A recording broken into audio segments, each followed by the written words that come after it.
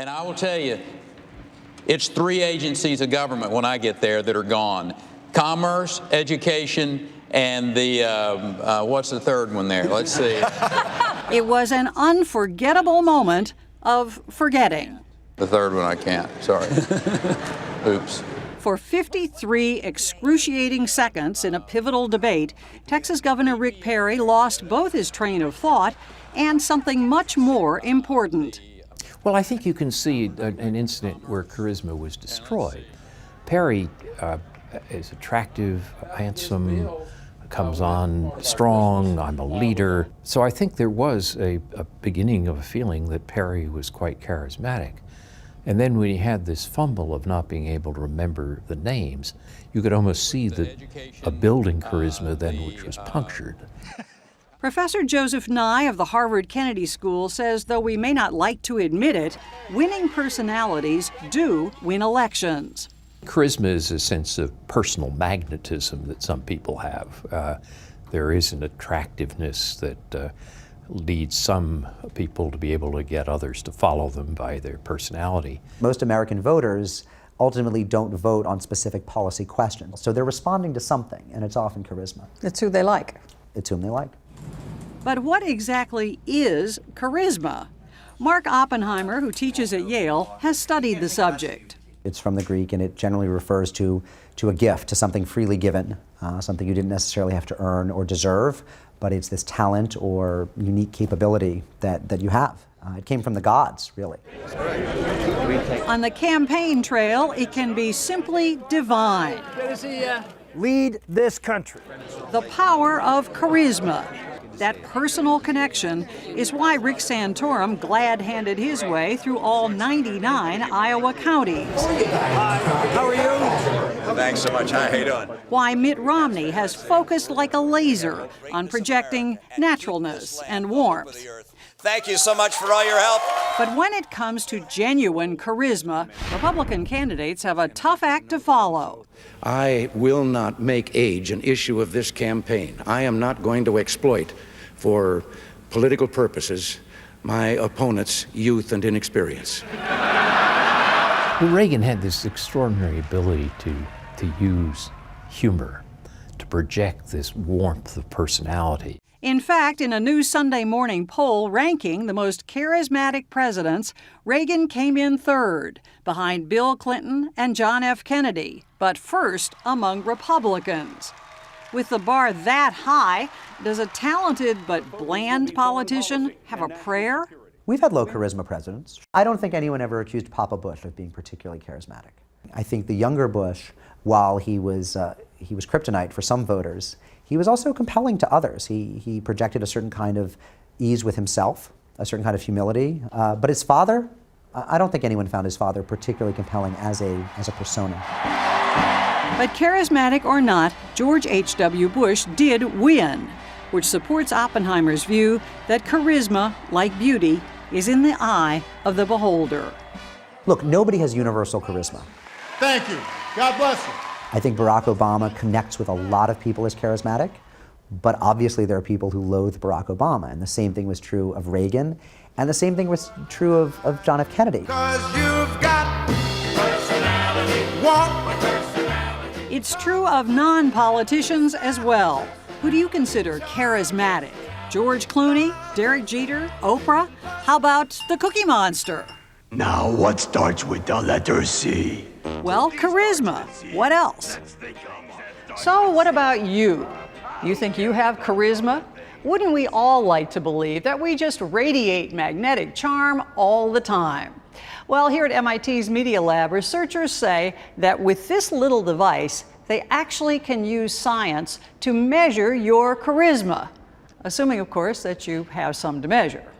Okay, so I'm wearing this thing. Yes. This is going to tell me how charismatic I am?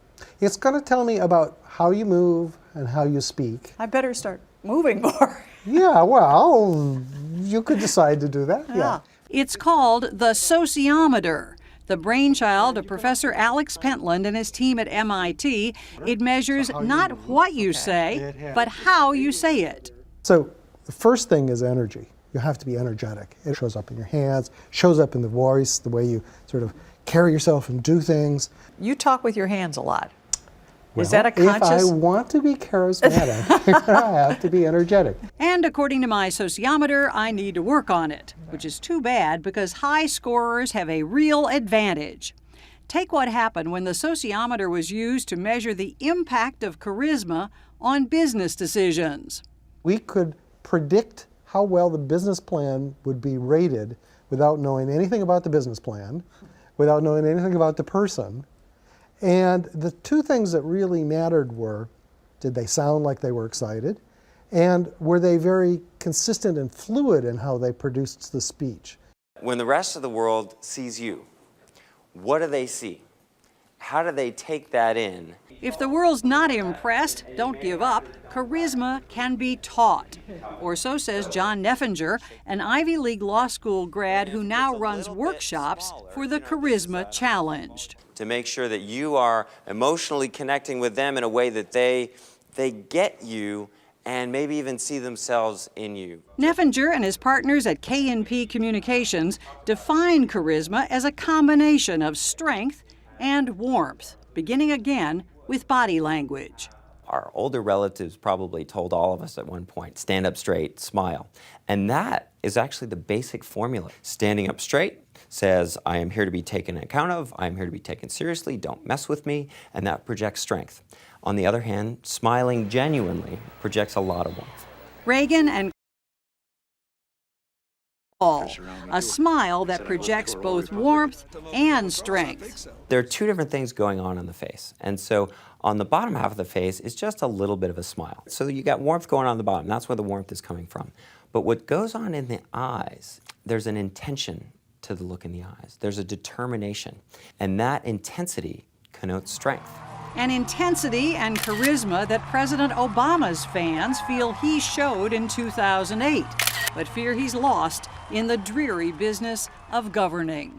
One of the things that Barack Obama does that gets in his way a little bit is often when he's giving a speech or a more formal address, he'll raise his chin a little bit. And when he raises his chin, that has some authority to it, but it also distances himself from us.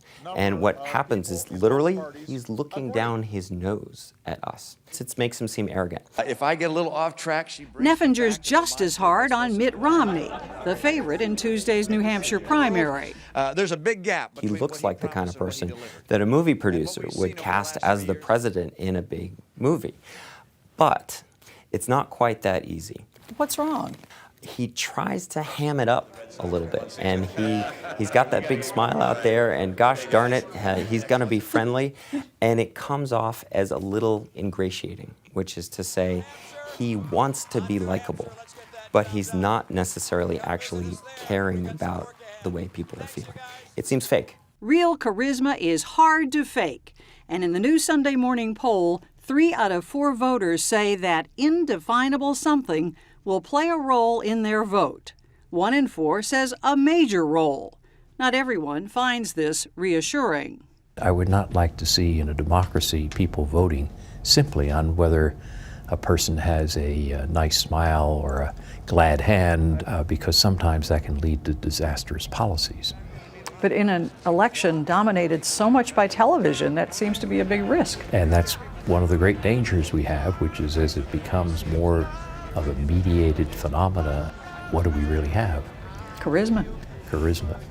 'Cause you've got